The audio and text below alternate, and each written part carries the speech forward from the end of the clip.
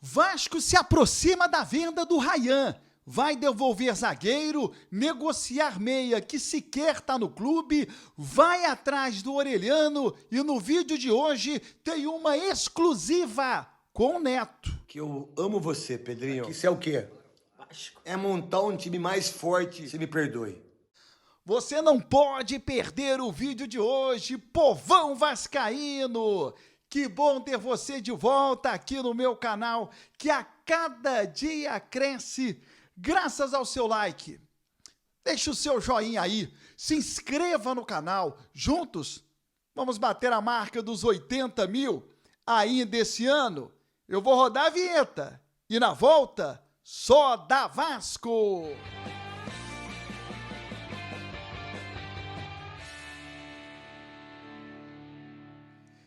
Vinheta rodada, o tempo que você teve de se inscrever no canal.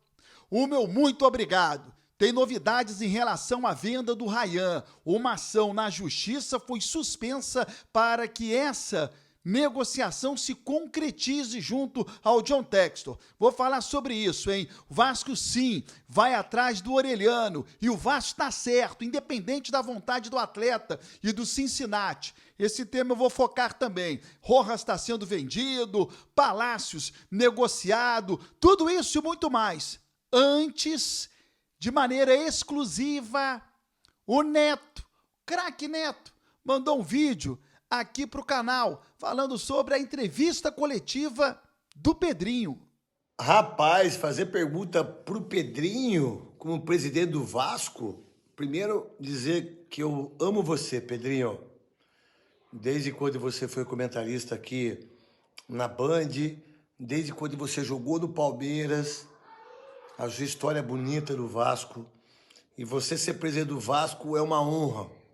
Até porque minha esposa que tá aqui, você é o quê? Vasco. Que é a sua irmã? Fluminense. Que é o seu irmão? Vasco. E o seu pai? Vasco. Então, a família da minha esposa é tudo Vasco. Pedrinho, a verdade você já tá fazendo muito pelo Vasco. Mas o que eu queria te perguntar mesmo, na verdade, o Vasco não pode disputar campeonato só por disputar. E o que você vem fazendo? E aí, pro ano que vem, é montar um time mais forte para voltar a disputar título, que o Vascaíno merece, né, Pedrinho? Um beijo para você. Se um dia eu te magoei, Pedrinho, você me perdoe. Aí o Neto cobrando um Vasco forte para o próximo ano, um Vasco voltando a ser protagonista, lutando por títulos, um time à altura da torcida, porque eu venho falando há muito que o que o Vasco tem de melhor é a torcida. O time do Vasco tem que pagar ingresso para ver a torcida e não a torcida pagar ingresso para ver o time jogar. Essa é que é a realidade. Bom, sobre o Ryan, a empresa Matix Capital, que pertence ao CEO do Botafogo, cobra na Justiça do Vasco pouco mais de 15 milhões de reais por ter participado da negociação da vinda da 777 ao Vasco da Gama. E esta pendência judicial está suspensa. A Matix pediu uma suspensão por 30 dias. Por quê? O Vasco está fechando a venda do Ryan. O John Textor vai assumir, junto ao CEO do Botafogo, dono da Matix, essa dívida que o Vasco tem. John Textor ainda vai pagar uma grana ao Vasco, algo em torno de 15 milhões de euros, e negociar o aluguel do estádio Newton Santos para que o Vasco possa utilizar as dependências do estádio durante as obras de São Januário. Então, este pedido de suspensão na Justiça da Matix, que cobra judicialmente o Vasco, e essa cobrança a pedido da empresa está suspensa, é uma demonstração muito clara de que a venda do Ryan avançou e vai se concretizar. E tem mais dinheiro chegando no Vasco da Gama. O Palácios, jogador que estava no Colo-Colo do Chile, interessa ao Boca, que está concretizando esta negociação. 50% do passe do Palácios 50% dos direitos federativos pertencem ainda ao Vasco, que deve receber em torno de 12 milhões de reais quando o Boca efetivar a compra deste atleta. O zagueiro Rojas não vai ficar no Vasco, já é uma decisão tomada pela diretoria. Ele será devolvido no final do ano ao River Plate, o que dá uma enxugada nos cofres do Vasco da Gama, porque o Rojas ganhava um salário altíssimo, assim como o Galdames, que vai embora no final do ano, assim como o Rossi, que também vai embora. O Vasco calcula uma economia só nos salários desses 3 jogadores na ordem de quase 1,5 milhão de reais com esses atletas. Luca Orelhano, é bom a gente falar sobre esse tema, muito bom.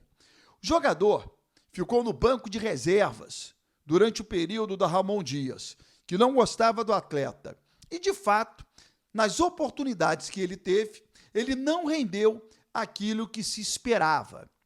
Mas também é uma realidade que, tecnicamente, dava para perceber que o jogador tinha valores, mas no Vasco não deu liga. Ok, o Vasco negociou ele junto ao Cincinnati, nos Estados Unidos, e ele por lá arrebentou.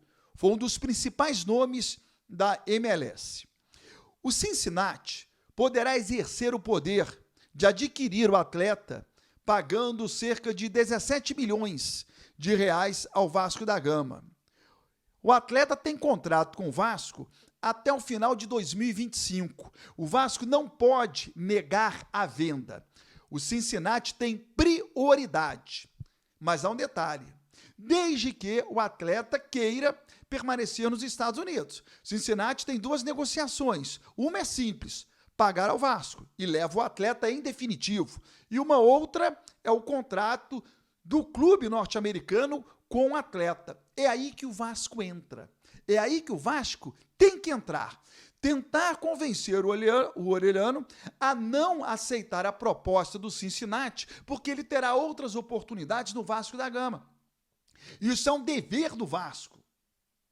Cabe ao Orelhano aceitar ou não. Não, prefiro os Estados Unidos, não quero viver aqui, minha família está bem adaptada aqui, quero continuar jogando aqui, ou vou aceitar esse desafio de voltar para o Brasil, jogar no Vasco, talvez aguardar o término do ano para ver se o Vasco vai jogar uma Libertadores ou não. Enfim, aí depende do atleta, dos desafios que o atleta quer ter ou não pela frente. Mas o movimento do Vasco, ele é correto em tentar falar com o Orelhano. Se você vier para o Vasco, teu salário vai ser X, nós vamos aumentar o teu tempo de contrato e você terá outras oportunidades, porque a atual comissão técnica do Vasco gosta de você, ao contrário da anterior. É um poder de convencimento. Se vai dar certo ou não, é uma outra história. A partir do meio-dia, ao vivo, aqui no meu canal do YouTube, tem a Hora do Vasco. Estou te esperando.